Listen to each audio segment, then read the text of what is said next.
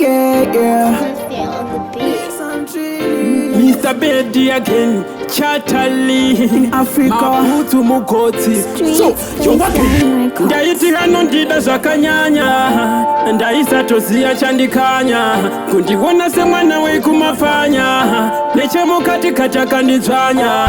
She was my pride, ndaito tender coat. I thought she was loyal, apagaya aindichita zvakadzama handi ticha kunditambisira time. Zvekutsi kwemoyo mwana ntaimuda mhani. Africa, ndangenda toti pisa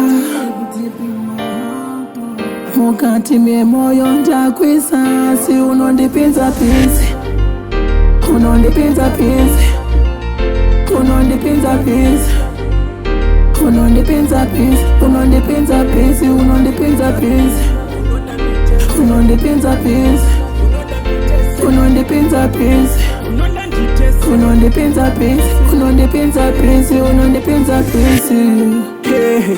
Hey bubi, acha kwaya kanana. Hey bubi, hey bubi, acha kwaya kanana. Hey bubi, zimwe nemaza unorema dzinokuma dzondichemedza. Nemaza unorema dzinokuma dzondichemedza. Zimwe nemaza unorema ndichakuma ndapera chido. Nemaza unorema ndichakuma ndafuratira. Nemaza unorema ndichakuma ndapera chido. Nemaza unorema ndichakuma ndafuratira. But you careless, I wanna danda go me so you faceless. Kunoita you order, moyo no tamba kungepada. Ndaenda, tinenge ndaenda, ndafuratira, tinenge ndafuratira. Asi unondipinza pisi, unondipinza pisi, unondipinza pisi, unondipinza pisi, unondipinza pisi, unondipinza pisi, unondipinza pisi, unondipinza pisi, unondipinza pisi, unondipinza pisi, unondipinza pisi. Ndaiti hano ndida zakanyanya, ndaisa tozia chandikanya, kundiwona semwana wekumafanya, neche mukati kataka nizwanya.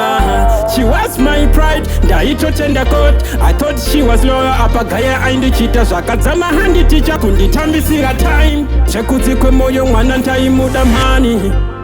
Zimwe nemaza unorema dzinokuma dzondichemedza.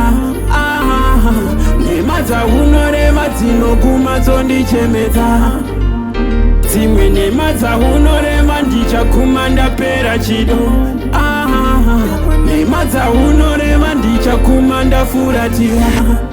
Hey bubi, acha kwaya kanana. Hey bubi,